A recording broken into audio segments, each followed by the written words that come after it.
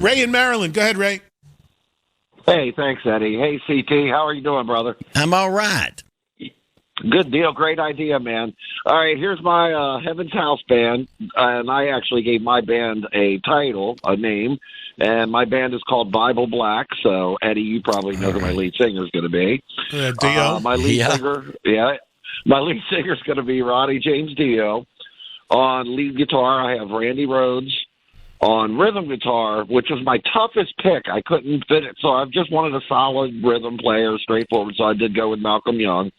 Bass, Cliff Burton.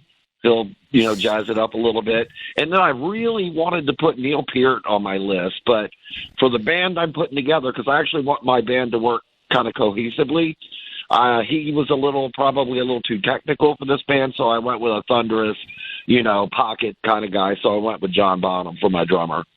So look for the new Bible Black album, guys. Yeah, I like it. That's a good one. Maybe we'll all get to enjoy it in our next life if there is a jam going on up there. So right? We can only good hope. Band. But that is a good. The drummer situation is interesting because you can go a lot of different ways. I'm just going to go to I have a list of let's talk about that when you drummers. Get when I just want to see what I put down because I've been on point with most of your callers. Because you got Neil Peart, who is the professor and also lyricist. He's bringing that to the table. Vinnie Paul. No one's mentioned Keith Moon. Mm-hmm. John Bonham was on my list. No, then I put Roger Taylor. He's not dead yet. Sorry, Roger.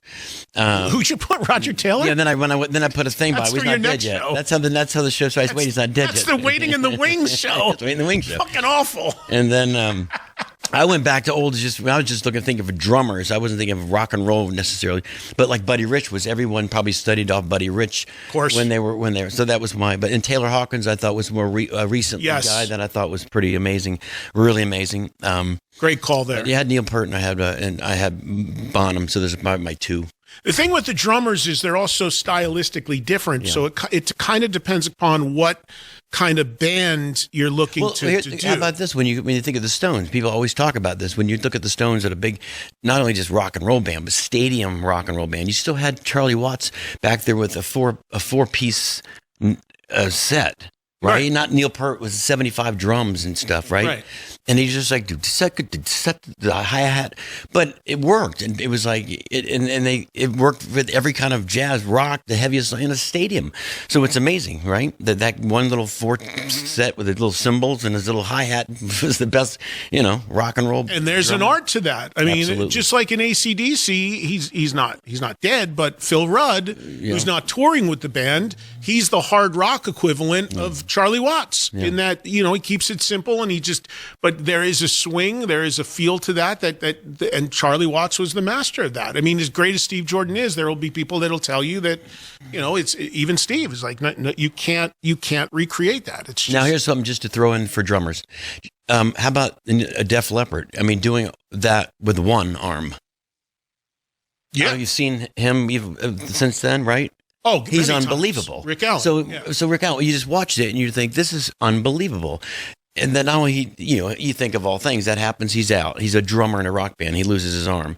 Then he comes back and I never got to see them before that accident. You never saw him with two arms? No, I didn't. But I saw him with one. And I'm telling you what, I get chills talking about it. He was just amazing.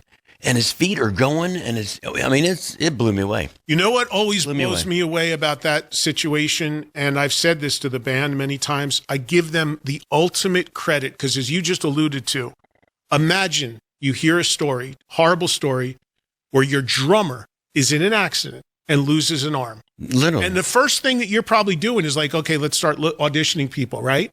They never did that. Like the idea of we're going to hang with our guy. When in the world we're in now, let's be honest, if you got a band and one of the guys in the band shows up and his hair doesn't look right, they're firing him. Right, sure. They hung with the guy and built a kit and found a way to keep him in the band. No, I'm telling you, it's the most remarkable thing in rock and roll that's happening.